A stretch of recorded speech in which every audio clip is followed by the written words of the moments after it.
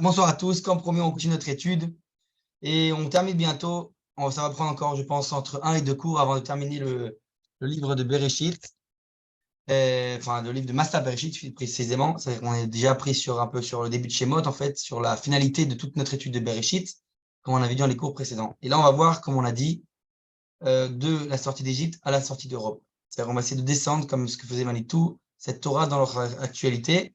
On avait commencé déjà un peu à en parler la semaine dernière. Par rapport lorsqu'on a parlé du Erev Rav. Et maintenant, on va un peu entrer dans les profondeurs. Alors, je partage tout de suite. Hop. Donc là, les premiers tirs, je vais te les redire oralement parce que je l'ai plus ou moins dit la semaine dernière. On parlait donc de ce Erev Rav qui était la complémentarité du peuple d'Israël, qui va là, en fait, qui lui permettre, malgré les difficultés qu'il y a en chemin, permettre au peuple d'Israël d'arriver aux 50 de Sha'arei Bina, c'est-à-dire les 50 portes de la sagesse. Pourquoi? Parce qu'elles sont parallèles aux 50 degrés d'impureté. Et comme on n'a pas pu, nous, en tant qu'Israël, descendre dans les 50 degrés d'impureté, sinon on ne serait jamais sorti d'Égypte. Alors nous, on n'était que dans les 49 degrés d'impureté. Donc celui qui va nous rajouter ce 50e degré d'impureté contre la Charibina, le Doucha dans la sainteté, eh bien, ce sont le Erevra, ceux qui vont s'ajouter à nous, qui vont être à la fois ceux qui vont nous causer beaucoup de difficultés, comme on l'a dit, mais qui également sont nécessaires pour arriver à ce degré-là. Donc voilà, donc c'est le complément. Et d'accord, c'est pour ça qu'on disait que lorsque Eliyahu Hanavi viendra d'après les sages, il résoudra toutes les marloquettes, tous les tekos qu'il y a dans la Gemara, tous les discussions qui n'ont pas été tranchées. Et donc teko, si on rajoute dans le mot teko en hébreu, le nun des Sha'arei ça fait le mot tikkun. Donc ça apporte le tikkun, le grand tikkun, la grande réparation. C'est lorsqu'on sera arrivé à ce terme-là. Donc voilà, ça c'est plus que moins ce qui est dit ici. Maintenant, je vais continuer. Donc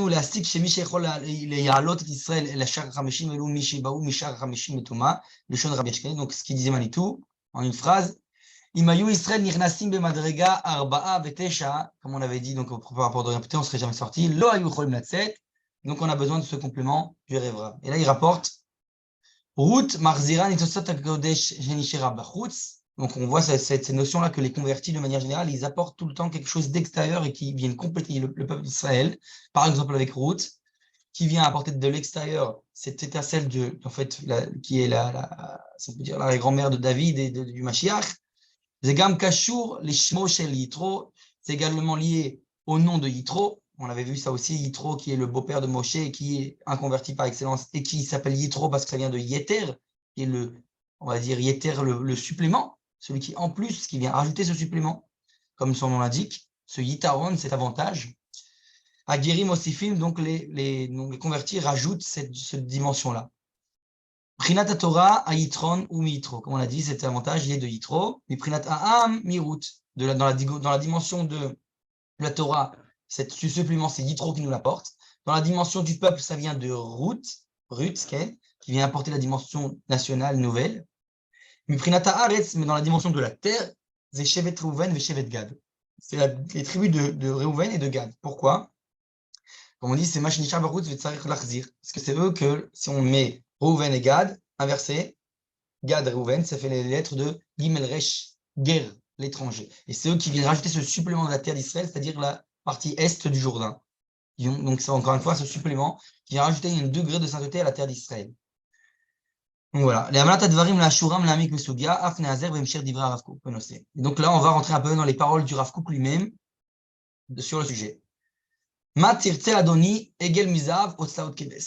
là, on va rentrer dans une question qui est qu'est-ce que vous voulez en guillemets, on va dire, c'est quoi? Un veau d'or ou alors la viande? Qu'est-ce qui est pire? Faire un veau d'or ou alors demander de la viande? Alors, על מנת להבין נקודה זו, נשווה בין תגובת משה על חטא החמור כל כך, חטא העגל, לבין תגובתו על בקשת הבשר של בני ישראל. On va voir, pour essayer de savoir qu'est-ce qui est le plus grave, il faut regarder quelle est la réaction de Moshe face aux deux fautes. Comment est-ce qu'il a réagi face au veau d'or et comment est-ce qu'il a réagi face à la demande de Bnei Israël de demander de la viande. Alors, regardez. Donc, le Asafsouf, on avait parlé donc même Révrav, cette horde-là qui suivait le peuple d'Israël, de convertis, eh bien, ils ont eu une ta'ava, une envie. Et donc, ils sont venus et ont pleuré aussi les bénis Israël. Cette fois, c'est pas que le Révav. Et ils ont dit, Mi yachilenu basar, qui va nous faire manger de la viande? Ve'ata nafshenu yevesha, en kol bilti el aman enenu. Et donc, ils ont dit maintenant, on a marre un peu, on est, comment dire, j'ai envie de dire dans ma langue à moi, on est basé de la manne. La manne, ça, on n'en peut plus, c'est toujours pareil, c'est toujours la même chose, on veut changer, on veut de la viande. Haïm ta'avoto shel dor hamadbar le basar ichet. La question qu'on doit se poser d'abord, c'est est-ce que cette envie-là de viande, c'est une faute? Yitaren she'en ze raoui, yitaren she'ze kfiyut tova, arvadai she'en ze asou. Il faut se poser la question, on dit d'abord, tu peux dire, ok, c'est pas très convenable de demander de la viande comme ça. Tu peux dire que c'est même ingrat de demander de la viande comme ça, mais de là à dire que c'est complètement interdit, c'est un peu difficile de dire ça. Les dans tous les cas, même si tu essaieras de trouver une dimension d'interdit dans cette faute, eh bien, tu ne pourras pas dire que, dans tous les cas, c'est bien moins grave que la faute du vaudor, a priori. Et pourtant, comme on l'a dit, on regarde la réaction de Moshe face au vaudor. Comment il a réagi Moshe face au vaudor?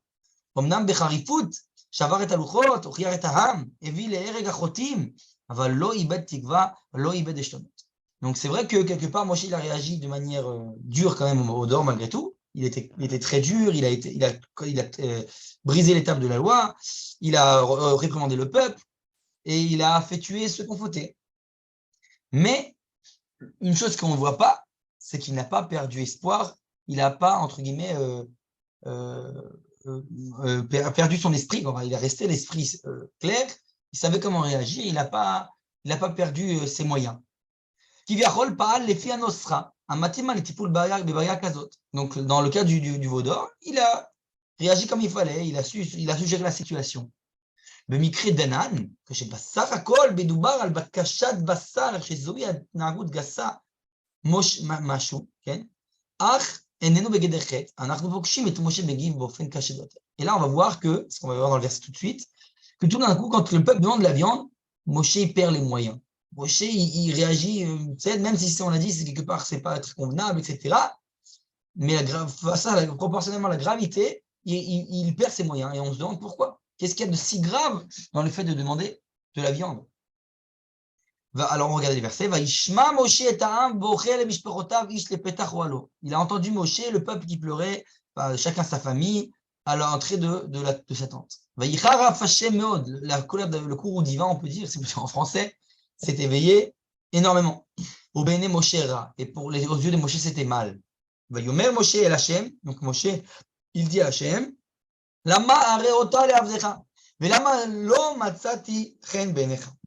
il dit pourquoi tu me fais autant de mal à moi, ton serviteur, et pourquoi j'ai pas trouvé grâce à tes yeux? La soum et massa kol ha'am hazeh alay, que tu m'as donné à moi Hashem, donc à moi pardon Moshe, il vient donc en critique à Hashem, tu m'as donné le joug de ce peuple. C'est très difficile pour moi, j'arrive pas à gérer ce peuple. On voit qu'il y a des mots très difficiles. Regardez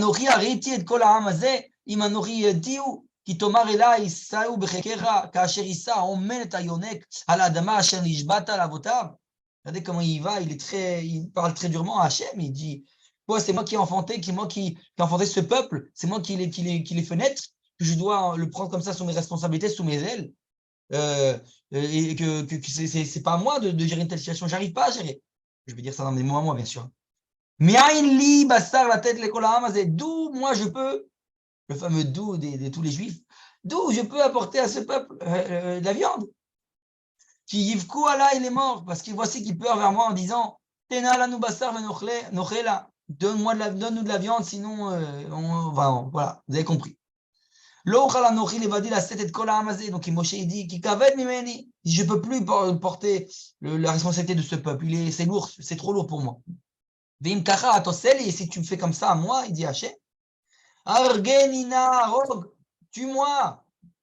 Si j'ai trouvé grâce à tes yeux, que je ne vois pas, que ne vois pas ma misère. Enfin, fais outre de ma misère. Tu as entendu, il n'en peut plus. On voit là des mots très très difficiles. Moshe, il perd ses moyens. Alors la question, comme on l'a dit, ça renforce notre question. Pourquoi? Qu'est-ce qu'il y a de si grave comparé à la faute du veau d'or qu'il faut que Moshe perd complètement ses moyens comme ça? Il désespère totalement, a priori. Moshe אינו מוכן עוד להמשיך להנהיג את ישראל, עד כדי כך שהוא מעדיף למות. Il préfère mourir, c'est ce qu'on vient de voir ici. Il est plus prêt à diriger le peuple d'Israël. מדוע דווקא בקשת הבשר מביאה את משה לתגובה זו? ראשית נשים לב שהסיטואציה הקשה באה לפתרונה. השם ציווה את משה לאסוף את זקני העם ולהציל מרוחו עליהם. Donc finalement, donc il faut faire attention, donc on se demande, ça se renforce notre fameuse question. Il faut faire attention que la situation devient difficile et Kadosh Baruch Hu, finalement, il donne une solution et il leur donne à Moshe, va rassemble les sages d'Israël et voilà ce qu'il leur dit. Il sort Moshe et il va parler au peuple pour leur dire les paroles d'Hachem. Il a rassemblé 70 des sages d'Israël. Il les a fait se tenir autour de la tente. Et Hachem s'est dévoilé dans une nuée et il leur a parlé. Il lui a parlé, pardon.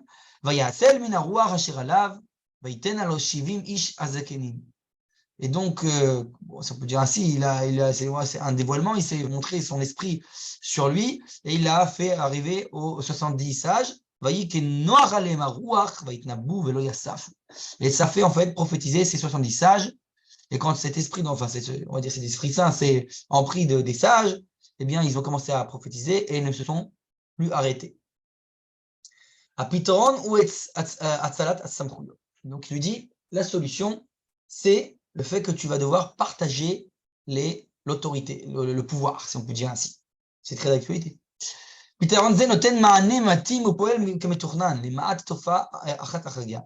donc cette solution, a priori, elle donne une alternative et qui, a priori, est une solution potentielle. Mais à part une exception, il va y avoir quelque chose qui sort du commun. Regardez ce qui est écrit. Il est resté 2 personnes dans le camp. Un qui s'appelait Eldad et un qui s'appelait Medad. Et là, l'Esprit Saint les a emportés les deux. Et donc, alors littéralement, si je traduis littéralement, on va voir en profondeur ce que ça veut dire exactement ces versets. Mais il dit voici qu'ils sont littéralement écrits, ils sont dans les écrits, et ils ne sortaient pas de la tente, et ils sont prophétisés dans le camp. Qu'est-ce que ça veut dire toute cette histoire? Un peu, c'est pas très clair. Eldad ou Medad nisharim les itnabe. Donc il reste les deux, Eldad et Medad, qui continuent de prophétiser. Uman itnabu, et qu'est-ce qu'ils prophétisent? Amrou, et ça je dis ça dans le traité de Sanhedrin, dans la Gemara, Moshe met Yehoshua machnis et Israël la'aretz. Nachman amar al iske Gog ou Magog. Donc il y a 2 opinions dans le Talmud. L'un il dit, il prophétisait que Moshe meurt, et que maintenant Moshe est mort, et c'est Yehoshua qui va faire entrer Israël en terre d'Israël. Rav Nachman, lui, il disait autre chose, il prophétisait au sujet de Gog ou Magog. Mais voit Iofa davar Hashem baolam. Donc on sait que la prophétie, c'est l'apparition de la parole divine sur terre, dans ce monde-ci. Bederech klal, imagia derech tzinor echad bilvad. En général, elle arrive par le biais d'un, on va dire, canal, qui est un seul canal. Derech Moshe, et dans cette époque-là, il s'agit de Moshe. Ou mimeno el sharanevim, et de lui, ça va vers les autres prophètes. Comme on dit, on l'appelle Adon Kol HaNeviim, le maître de tous les prophètes, c'est Moshe. Kan pitom mistaber sheyesh divrei Hashem she'enam ovrim derech Moshe ela mechutz lo. Et là, tout d'un coup, on voit quelque chose de pas commun du tout, où la prophétie commence à s'étaler un peu trop, on va dire, et elle commence à partir d'un point extérieur qui ne passe pas par le canal de Moshe, qui sont Eldad et Medad. תוכנם של דברי השם הם הכניסה לארץ ומלחמות עצמאות ישראל. הם הכניסה לארץ ומלחמות עצמאות ישראל. Donc on voit que c'est quoi le sujet de ces prophéties, selon les 2 opinions. Ça a lieu à la rentrée du peuple d'Israël en terre d'Israël et aux guerres de l'indépendance d'Israël, quelque part, qui est la guerre de Gog et Magog. Et je ne vais pas rentrer dans l'état, ça j'ai fait un cours, celui qui peut regarder sur YouTube, sur le Gog ou Magog, etc., comment c'est lié à l'indépendance, etc. Là, c'est un autre cours. On dit juste en allusion. Mais en tout cas, les 2 sont liés à la rentrée d'Israël, etc. Madoua asiba lekari chez Moshe lo yanik et Israël bemorot elu. Et donc, quel rapport entre ces prophètes d'extérieur du camp, Eldad et Médad, et le fait que c'est le sujet de leur prophétie et le fait quel est le rapport avec Moshe, et qui en plus c'est lié directement après l'histoire qu'ils ont demandé la viande. Donc, si on approfondit un peu tout ça, on comprend quoi? Qu'en fait, ça vient nous dire une chose. Ça vient nous dire que c'est lié directement au fait que ce ne soit pas Moshe qui va diriger l'entrée de la terre, du peuple d'Israël en terre d'Israël. Donc ça vient nous dire que Moshe n'est pas adapté, c'est pas lui, on va dire l'homme de la situation pour faire rentrer le peuple d'Israël en Israël. Et on va devoir éclaircir ce point-là. C'est pas très clair. Pourquoi? Qu'est-ce qu'il y a en Moshe? Quel est le problème chez Moshe? Pourquoi il ne peut pas le faire entrer en Israël? נוסיף על כך את השאלה על תגובתו החריפה על משה ביחס לבקשת הבשר, ונסות בביאור מעלתה של משה, כפי שעולה מבין שורות של המקרא הבא. Et donc, on va dire, on va relier ça bien sûr à sa réaction très difficile face à la demande de la viande. On va voir quel problème chez Moshe qui fait qu'il empêche de diriger le peuple Israël en terre d'Israël. Anvetanuto shel Moshe. On va voir son ultime, son extrême humilité de Moshe. ותדבר מרים ואהרון במשה על אודות האישה הכושית אשר לקח, כי אישה כושית לקח. Et donc, Myriam et Aaron, ils ont parlé, on sait très bien qu'on a l'histoire, littéralement contre Moshe, mais en fait, en général, on dit qu'ils ont eu une bonne intention, c'était pour le bien de Moshe, mais malgré tout, ils ont parlé clairement une critique à Moshe au sujet de sa femme, donc voilà, qu'il a pris, la femme noire qu'il avait pris, ce qui est écrit littéralement dans le verset. Et là, tout d'un coup, le verset nous rappelle, Moshe était un homme, vous vous rappelez, Ish, c'est importance, un homme important, très, très, très humble, le plus humble de tous les hommes sur la surface de la terre. Donc, quel rapport, tout ça, quel est le lien? Donc, on va voir que c'est lié à son humilité, c'est lié à cette critique que lui font à Moshe, Aaron, pardon, et Myriam. Rashi explique sur le moment, à l'odot Aïcha, au sujet de la femme, à l'odot Girushia, au sujet de son divorce. Qui shakouchit la carte, pourquoi? Parce qu'il a pris une femme noire. Il explique Rashi, et maintenant il l'a divorcée. D'où il explique Rashi, d'où savait Myriam que Moshe s'est séparé de sa femme, il l'a divorcée. Rabbi Nathan Omer, le Tamizim, de Rabbi Nathan, en disant Myriam aïta besad Tzipora besha shenemar le Moshe, Eldad ou Medad mitnabi mamchaneim. Lorsque Eldad et Medad, qu'on a dit juste un instant, prophétisaient dans le camp, Myriam était aux côtés de Tzipora, la femme de Moshe. Kevan sheshama Tzipora, amra, oh les neshoteen shelelu, im em niskakim le nivoa, שיהיו פורשים משעותיהן כדרך שפירש בעלי ממני. Et elle entend, au moment, à ce moment-là, Tzipora a vu ces deux prophètes prophétiser dans le camp, et elle a dit, oh, il va voy, on va dire en marocain, Wa'aliya. Et elle leur a dit, si ces gens ils commencent à prophétiser, les miskines, les pauvres, elles vont être leurs femmes, parce que ça veut dire qu'ils vont se séparer de leurs femmes, parce que quelqu'un qui prophétise en général, il se sépare de sa femme, comme qui? Comme Moshe, comme mon mari l'a fait avec moi. C'est-à-dire qu'il m'a divorcé pour pouvoir être le maître de tous les prophètes. C'est ce que dit Tzipora, et Myriam entend ça.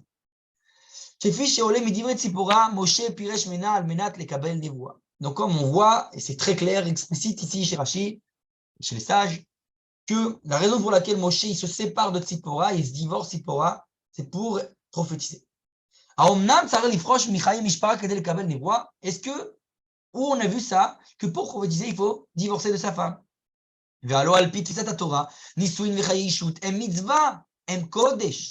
On sait que d'après le judaïsme, d'après la Torah, le mariage dans le judaïsme, c'est saint, c'est saïenté, c'est la gdusha, c'est une mitzvah même. Alors pourquoi Moshe pense que c'est nécessaire de se séparer de sa femme pour prophétiser? Et quel rapport avec le verset, on a dit la suite, qui dit que, quel rapport avec le fait qu'il est très très humble? Quel rapport? Alors, et là, on doit comprendre donc, un point très important qui a de multiples significations très profondes. On sait que le judaïsme, la vocation de la Torah, c'est de réaliser le verset clairement. Et ils me feront un midash, un tabernacle, et je résiderai parmi eux. Atava, Kadosh Baruch Hu, Itava, Kadosh Baruch Hu, lo dira batartonim, comme il dit le Tanya dans une version un peu plus rabbade de la chose, traduisant, on va traduire ça autrement, ça veut dire que Kadosh Baruch Hu a voulu se faire, on va dire, une résidence ici-bas dans ce monde-ci, et donc voilà. Donc il a voulu un Mikdash, un Bet Mikdash. לשם כך יש להכין את עצמנו ואת העולם להיות כלים להשראת השכינה ולהעלות את החול ממדרגת הקושי. Donc on sait que c'est pour ça, c'est toute la vocation de la Terre d'Israël, qu'on doit élever la dimension du matériel, du profane, vers la sainteté. C'est tout le but de la Torah. אבל צריך לזכור שיש פער בין המצב האידאי הרצוי לבין המציאות שאנחנו נמצאים בו כרגע. Mais il faut toujours se rappeler malgré tout qu'il y a quand même un écart énorme entre la réalité et l'idéal, ou l'idéal, la réalité. עד ימות המשיח, האנושות איננה מסוגלת כלל לקדש את כל העולם הפיזי ולהופכו להיות כלי להשחת השכינה. Jusqu'à ce qu'on arrive au temps messianique, l'humanité n'est pas encore capable de tout élever. Ça va se faire graduellement, doucement, durant l'histoire humaine. Mais en tout cas, d'ici là, on ne peut pas encore tout élever à la sainteté, tous les degrés du monde physique, etc.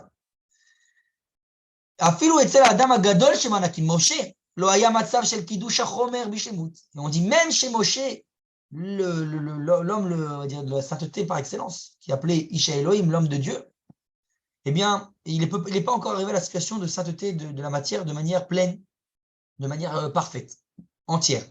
כשמגיעים ימות המשיח מתעוררת הדרישה הפנימית להגיע אל אותה מדרגה גבוהה שבה כבר הכל קדוש. Et donc, lorsqu'on arrive au temps messianique, s'éveille cette exigence intérieure d'arriver en fait à ce degré-là très élevé, de pouvoir arriver où tout est saint, tout s'est élevé à la sainteté. Et donc on a dit, ça c'est lié à ce qu'on a dit, qui est lié à le fait d'arriver aux 50 portes de la sagesse, les 5 ou Sharek Dusha ou Sharek Bina, les 50 portes de la sainteté, contre celles de la pureté.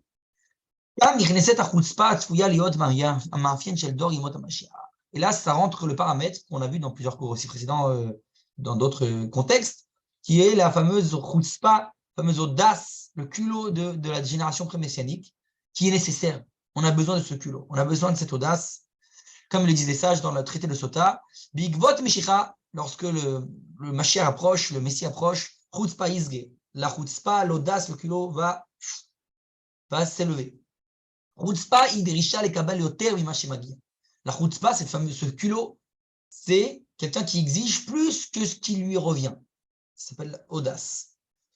Ou bigvot, bemilim acherot, en d'autres termes, זו הרצון ליהנות מכל העולמות, כלומר שהכל יהיה קודש, אפילו יחסי איש ואישה. Et donc c'est cette volonté, cette aspiration à vouloir que tout soit déjà saint, déjà maintenant, dans le présent, et même les relations homme-femme. ואפילו אכילת הבשר, et même le fait de demander de manger de la viande. שבדרך כלל מבטאת גסות מסוימת, qui en général, ça exprime une certaine matérialité, le fait que je demande de manger de la viande. Ou même, je dirais, gassout, quelque chose de grossier, de manger des choses si basses et matérielles. אותה תביעה פנימית להגיע אל יותר ממה שאפשר, אותה חוצפה לקדש את מה שעדיין אי אפשר, קיימת ביסוד אופיו של דור המדבר. Et donc, toute cette propriété-là de chutzpah, d'audace, elle existe de manière, on va dire, fondamentale dans la génération du désert. Cette génération du désert. La reine est mevakshim davka basar, et c'est la raison pour laquelle il demande précisément de la viande. Chutzpah zo enena kaimet biishvuto shel Moshe. Mais cette audace-là, elle est manquante chez Moshe. Elle est inexistante chez Moshe. Davka mitor madrigato agvoa Moshe muda gam legvulot shela. La reine mitnaged de bakashat abasar ad kede argenina arog. Et c'est la raison pour laquelle Moshe, qui, du fait de son immense degré, on va dire, c'est une immense dimension qu'il a, d'âme, son immense grandeur d'âme, qu'il y a une autre dimension, lui, que le peuple, eh bien, il est très conscient des limites donc, de cette chutzpah, de cette audace, et c'est pour ça qu'il s'oppose au fait qu'on demande de la viande, et à tel point qu'il en est prêt même à dire « tue-moi » si c'est le cas.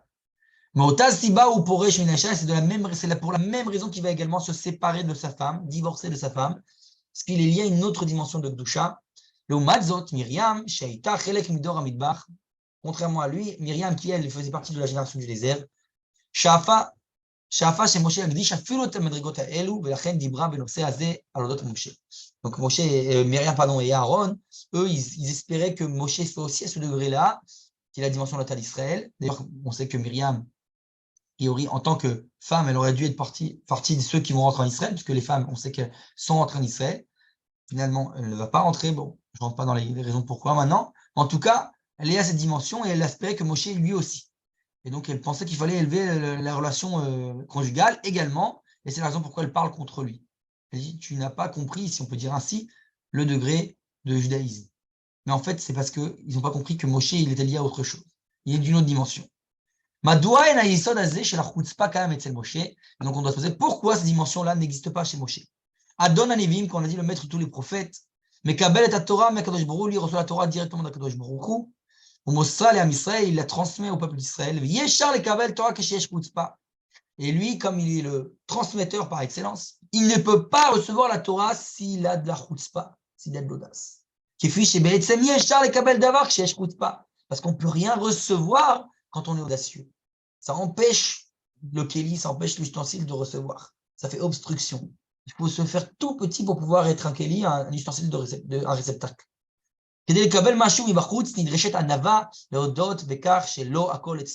Donc pour recevoir quelque chose, il faut de l'humilité. Il faut reconnaître que tout n'est pas chez moi, que je suis manquant et j'ai besoin qu'on complète ce manque. Donc j'ai besoin de recevoir. Donc Anava itna Torah, et c'est pourquoi l'humilité, l'extrémité de Moshe, elle est nécessaire pour lui qu'il puisse recevoir la Torah et nous la transmettre, pour sa dimension à lui. Zohi achat me 48 ma'alot she'atorah niknet bahem, et ça fait partie des 48 degrés que la Torah, que exige la Torah pour pouvoir l'acquérir dans la Mishnah. C'est ce qui est dans la Mishnah de Avot. Agab, למרות חששה של ציפורה לגבי אלדד ומדד, לא כתוב שהם פירשו מנשותיהם.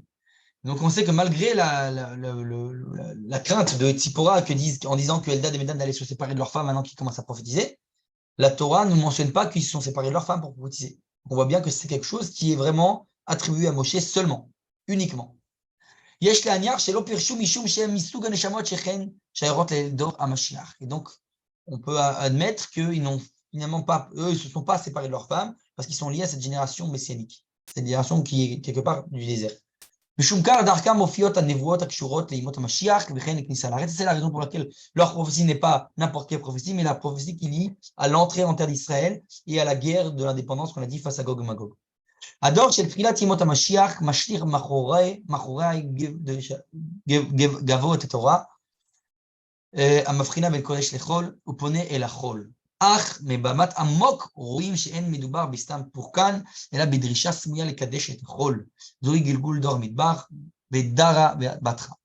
Donc comme on a dit, cette génération du début des temps messianiques, elle laisse derrière elle tout ça et elle commence à faire cette distinction entre Kodesh et Chol, le saint et le profane ou le matériel, et elle va se tourner vers le Chol, vers le profane seulement, vers le matériel. Mais quand on regarde de manière un peu plus profondément, et c'est ce qui s'est passé lors des pionniers sionistes, qui sont justement devenus Chiloni, c'est-à-dire qu'ils sont occupés que de Chol, que de matériel, et en fait, quelque part se cache quelque chose, c'est le fait qu'il faut construire cette étape-là, matérielle, qui est une étape nécessaire pour la reconstruction d'Israël. Et donc, c'est quelque part une réincarnation de la génération du désert qui est dans notre sang à nous, c'est-à-dire Bedara, Beatra, dans les dernières générations de nos jours, c'est ça. Ils sont quelque part on peut dire une réincarnation de cette génération. Maintenant, Manik Dor Argeoula, Moshe ou Mashiach. Maintenant, donc on a dit, le dirigeant de la génération de la délivrance, Moshe ou Mashiach. On va essayer de comparer Moshe ou Mashiach. Donc, on va voir les versets qui sont rapportés dans le prophète Yeshayahu, Isaïe en français. Et il dit comme ça: Uri, Uri, Livshi, Uzer, Tzion, Livshi, Bigde, Tifarter, Yerushalayim, Ira Kodesh, Ilo, Yosif, Yavo, Bar, Od, Arel, Vetame. Donc, il dit éveille-toi, éveille-toi, habille-toi de ta puissance, Sion, vêtis tes vêtements de Tifarta, de Tiferet, de splendeur. Yerushalayim, Jérusalem, la ville du Kodesh, du Saint et sainteté. Kilo Yosif Yavo Bar Od Arel Betame, parce que n'ajouteront plus de venir à toi d'incirconcis et des impurs. Aïtna'arim et afar kumi shivi Yerushalayim. Secoue-toi de ta poussière, lève-toi de tes seins, on va dire, Jérusalem. Itpatri Mosret Savarer Shivia Batzion. Donc, libère-toi de tout ce les chaînes qui étaient autour de ton cou, de ta prison, fille de Sion. Ine Yaskil Avdi, voici que, on va dire, réussir mon serviteur, Yaroum Venissa Vegava Meod, il va s'élever et surélever énormément. Kacher Shamemu Alecha Rabim, lorsque beaucoup vont essayer, on va dire, parler de toi, vont être autour de toi. Ken Yazé Goïm Rabim, ainsi vont venir influer beaucoup de peuples, de nations. Alav, Ikfetsu Melachim Piem, et sur toi lèveront leur bouche tous les rois. Qui a Sherlo Soupar Laem Raou, parce que tout ce que l'aura pas dit, ils vont le voir de leurs propres yeux. Va Sherlo Shamu Idbonanu, et tout ce qu'ils n'ont pas entendu, ils vont le voir, l'analyser de leurs propres yeux. Voilà, ça, jusque-là, on va dire le sens plus ou moins littéral de Yeshayahu. On se pose la question, mi ou avdi ou mimi ou gavoa. C'est qui ce fameux serviteur qui est mentionné ici, qui va réussir, et il est plus élevé, plus haut que qui? Onim al-Kachaza, les sages nous expliquent, mi ata aragadol, qui es-tu toi, grande montagne, l'ifne Zerubbabel et Mishor, qui est devant Zerubbabel sur la plaine. Les sages disent dans le traité dans le Midrash, de Tanchuma, que c'est le Melech Mashiach, c'est le roi Messie. Mais lama karaoto aragadol, et pourquoi alors le verset l'appelle la grande montagne, Sheu gadol mina avot, parce qu'il est plus grand que les patriarches. Chez Neymar, inei askilav di yaru venissa vegavo meod, yaru min Avraham, venissa min Moshe, vegavo min malchei hasharet. Donc là, on voit une source qui après nous montre que le roi Mashiach, le roi Messie, il sera plus grand que les patriarches, nous dit plus grand qu'Abraham, et plus élevé que Moshe, et plus élevé que les anges du service. Donc, a priori, on voit que le Mashiach, c'est une âme très particulière, plus haute que Moshe même. Data Midrash, Shishé Mashiach, ou Ahar Gadol, ou Gadol, Af Moshe Rabbeinu, Ardavka Rambam Sover Afuch, Mina Midrash Azé, Alpi Rambam, Lokam, que Moshe, Velo Yakum, que Moshe. Donc, on voit, ça c'est un Midrash. Mais le Rambam, lui, pense autrement. Le Rambam, il pense que vraiment, même avec toute la grandeur du Mashiach, Moshe est plus grand. D'où on sait, voilà les paroles du Rambam. מפני זה ניתבו כל ישראל נביאיהם ורחמיהם לימות המשיח, כדי שינוחו ממלכויות שאינן מניחות להן לעסוק בתורה ובמצוות כהוגן, וימסרו להם מהרגוע וירבו ורחמה, כדי שיזכו לחיי עולם הבא. Et donc, c'est la raison pour laquelle Israël toujours aspirait à ces temps-là. À quel temps-là? On parle donc les prophètes, les sages, au temps du Messie, pour qu'ils se reposent des royautés des différents juifs des nations qui étaient sur eux, pour qu'ils puissent s'adonner qu'à la Torah, aux mitzvot, comme il se doit, et qu'ils trouvent la paisibilité et puissent multiplier la sagesse, pour qu'ils puissent mériter la vie du monde futur. Parce que ce même roi qui se tiendra de la descendance de David, Baal Chochma, qui aura beaucoup de sagesse, Yeter Mishlomo, même plus que Shlomo, même plus que Salomon, il aura plus de sagesse que Salomon.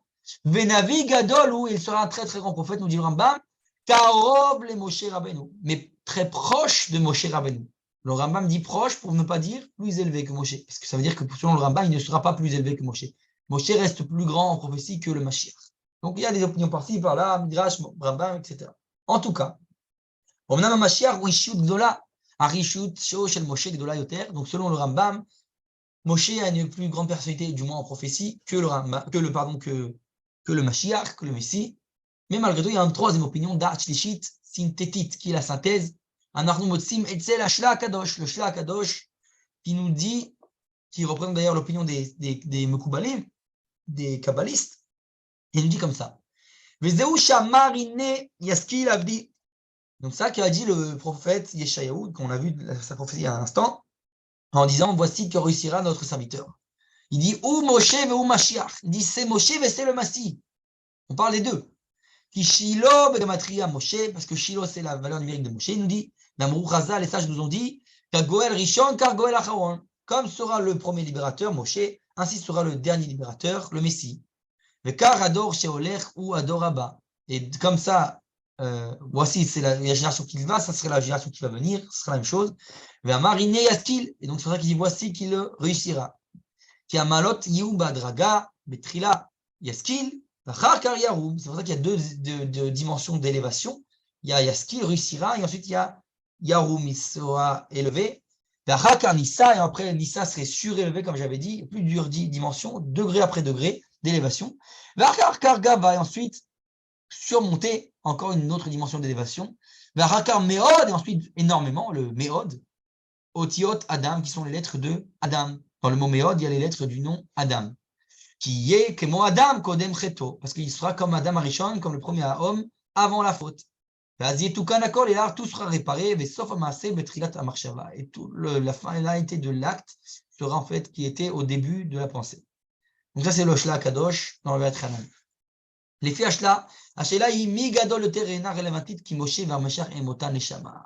Donc il nous dit le Shla, peu importe, ça n'a pas lieu d'être cette question de savoir qui est plus grand, le Messie ou Moshe, peu importe. Parce que les deux, ils sont la même, il y a la même âme, ils ont la même vocation. Et Zodéat Sodeket. La question c'est qui a raison entre Rambam, le Midrash, Shla. Kamouvan Elou Velu Divrei Elohim Chaim. Donc bien sûr, on dit que tous sont les paroles du Dieu vivant. Car Machia Rav Kook ou Mazibir et Yachassim ben Moshe Mashiach ben Dor Hamidbar et Dor Hageoula, Dor HaChutzpah. Et le Rav Kook, il s'adonne à cette question-là, et il dit, c'est comme ça qu'il tranche en disant que tous sont une facette de la vérité, en disant que, et elle va expliquer comme quoi il y a une relation entre Moshe le Messie et la génération du désert et la génération de la délivrance, cette fameuse génération de la Chutzpah, de l'audace. Et voici les mots de Rav Kook dans les Shmonek Vatzim. Moshe Rabbeinu kolel ou kol neshamot Israël mitzad Torah. Moshe, lui, il a une âme très très collective, il inclut en lui toutes les âmes d'Israël du côté de la Torah. Ou Mashiach ou kolel otam mitzad atzman. Mais le Messie, lui, il a une âme très collective du côté de lui-même, pas par rapport à la Torah. Mitzad marshavtan shel Israël okodemet lakol, du fait que la pensée d'Israël a devancé tout, comme on sait, même la création. Ou mitzad apnimut, et depuis le côté de l'intériorité, alors nishmatan shel Israël ou shoresh Torah apnimuta. On sait que dans la profondeur, l'âme d'Israël, elle est la racine de la Torah et de l'intériorité de la Torah. La Torah bishvi Israël ivrewa. Et la Torah, elle a été créée pour Israël et pas l'inverse. Alken, Vegava Meod, c'est pour ça qu'il y a, il sera très très élevé. Neymar ve Mashiach, c'est dit au sujet du Messie, du Mashiach. Vegam Moshe, Mikol Makom Mitzad et Galut Torah, ou Rak Karov le Malat Moshe.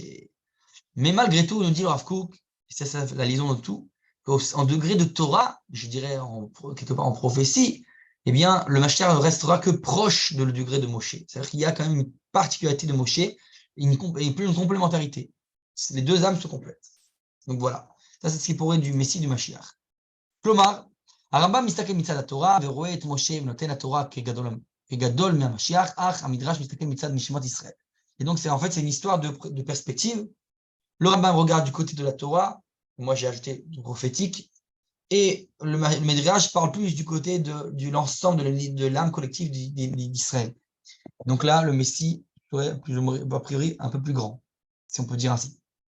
מצד גדולת ערכה של נשמת המשיח, הכוללת את עצמיות שורשן של ישראל, אין שום חוצפה יכולה לפגוע בקדושתו. Et donc ça, c'est la dimension un peu plus élevée du Mashiach face à Moshe, exactement ce qu'on a dit. C'est la raison pour laquelle Moshe n'entre pas en Israël, ne dirige pas le peuple d'Israël en Israël.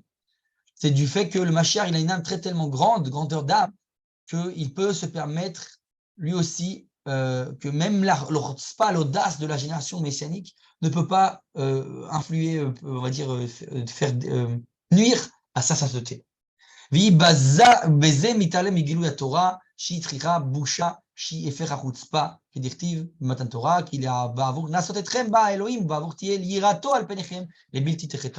et donc c'est la raison pour laquelle aussi ça s'élève, c'est plus élevé cette dimension-là du Mashiach par rapport à la dimension de dévoilement de la Torah, qui elle a besoin de cette boucha, de la honte qu'on avait dit qui existait chez Moshe, qui n'est l'inverse de la chutzpah.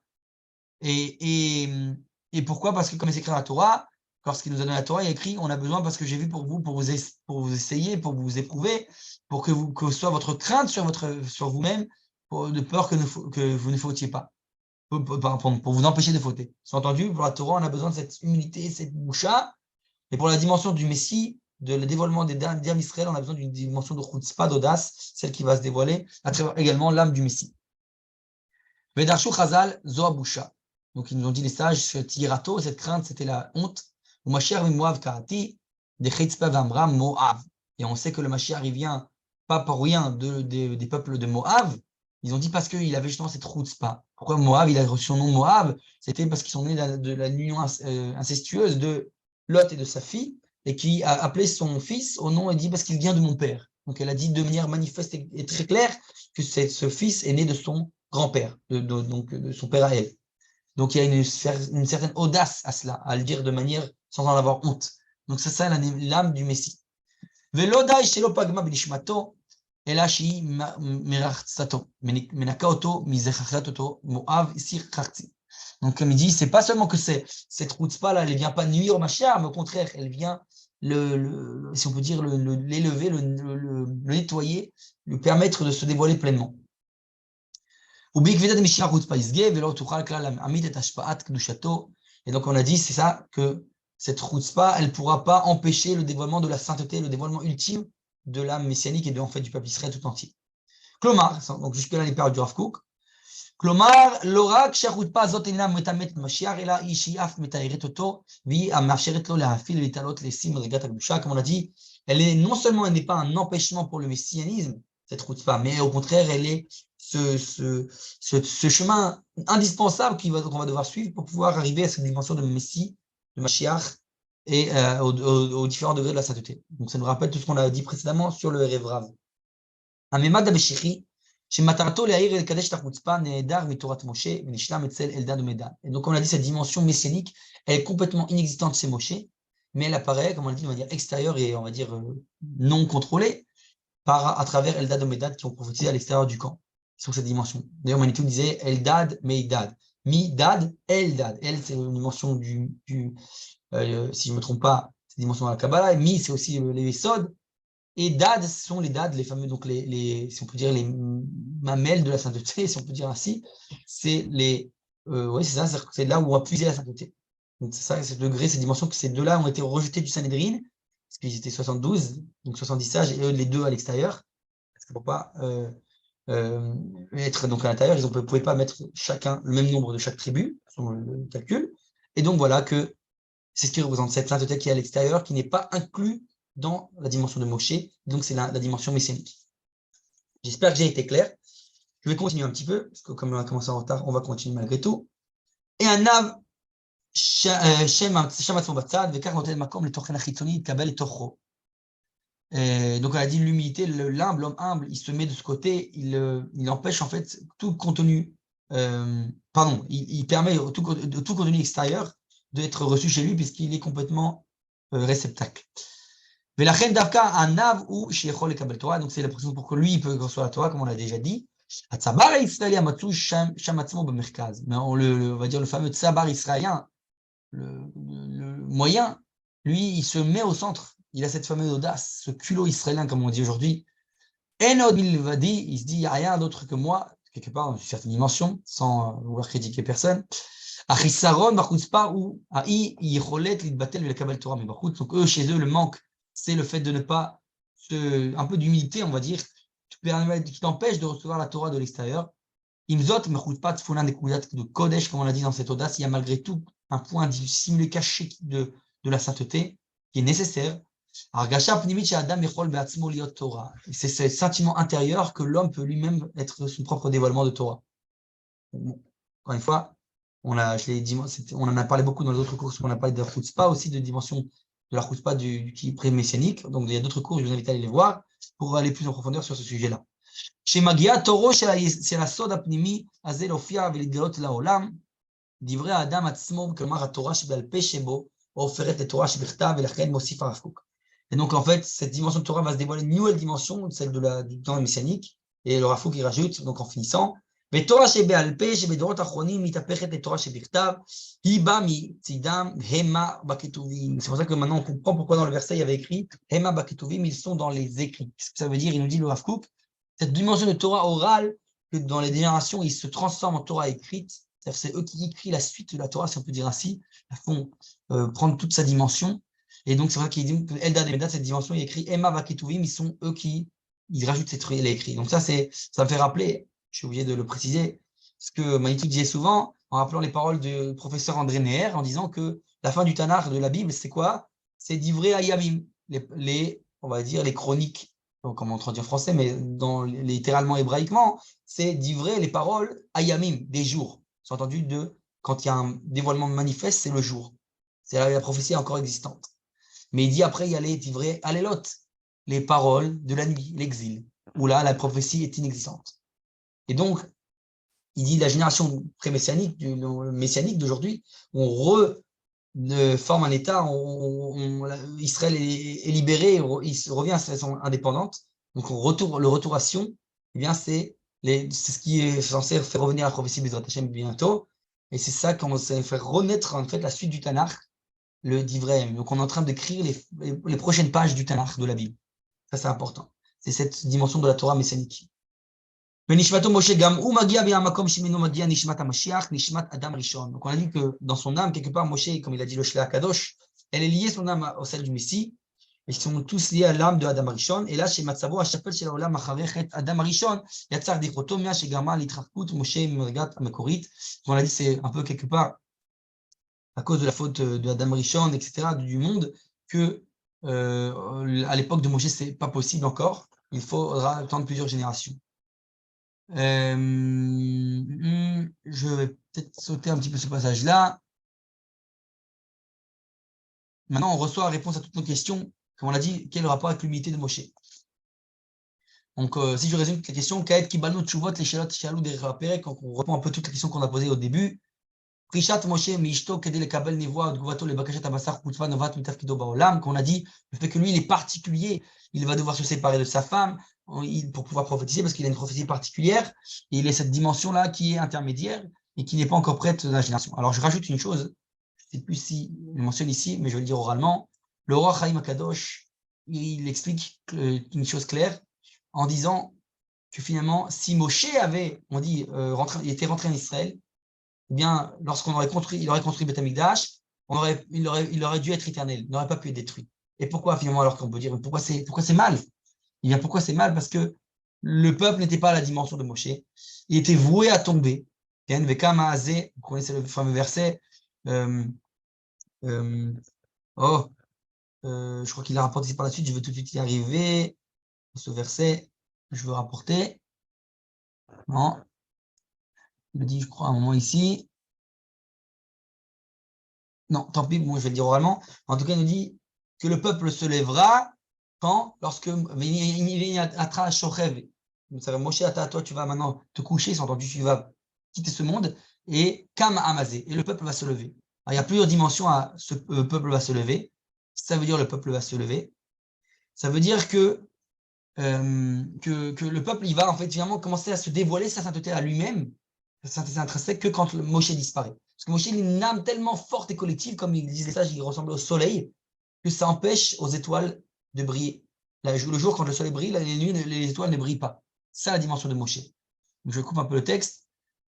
Donc, c'est ça un peu cette dimension, et elle est très importante. Donc, Moshe, il est très, très, très collectif, très brillant. D'ailleurs, c'est la raison pour laquelle il n'y a aucune tribu. Le Maharal, il dit que c'est pour ça qu'il s'est marié avec une femme de l'extérieur du peuple d'Israël, pour être lié de manière, on va dire, communautaire à aucune tribu. Il ne va pas être lié à une tribu en particulier, mais il est lié à tout Israël. Il a une âme collective. Comme disent les sages, Az Yashem Moshe Bnei Israël. Ainsi on chantait Moshe et les Bnei Israël. Ils disent, mais quoi? Moshe et Bnei Israël. Mais Bnei Israël, ça inclut aussi Moshe. Alors pourquoi il faut dire Moshe et les Bnei Israël? Pour dire que Moshe Shakul Keneged Kol Israël. Moshe, son âme, elle pèse, si on peut dire ainsi, contre toutes les âmes du peuple d'Israël. Il y a beaucoup, beaucoup de textes dans le Talmud qui parlent de ça aussi, dans le Maseret Shabbat, qu'il a pris toutes les keters du Naasev Lishma des Bnei Israël, que c'est que la Tidlavot, donc en étant messianique, cette keter, cette couronne de la Torah seront rattribuées au peuple d'Israël. C'est-à-dire qu'on pourra refaire briller le peuple d'Israël. En fait, c'est ça le principe des générations qui vont de moins en moins être grands en termes de dirigeants. Donc Moshe, après on a Yoshua qui dit qu'on voit lui à la lune, qui brille un peu moins, mais ça permet aux étoiles de briller, comme on a dit. Et de génération en génération, les va être de plus en plus lune, plus faible, mais les étoiles vont briller de plus en plus. Donc le peuple d'Israël, en collectif, va briller de plus en plus. C'est ça la génération messianique, c'est vrai qu'il y a cette pas. Chacun dit, la Torah, elle est en moi, je suis une étoile. Okay, ça, c'est très, très important. Et donc le roi Chaim Kadosh dit, c'est la raison pour laquelle, j'ai perdu le fil de ce que je voulais dire.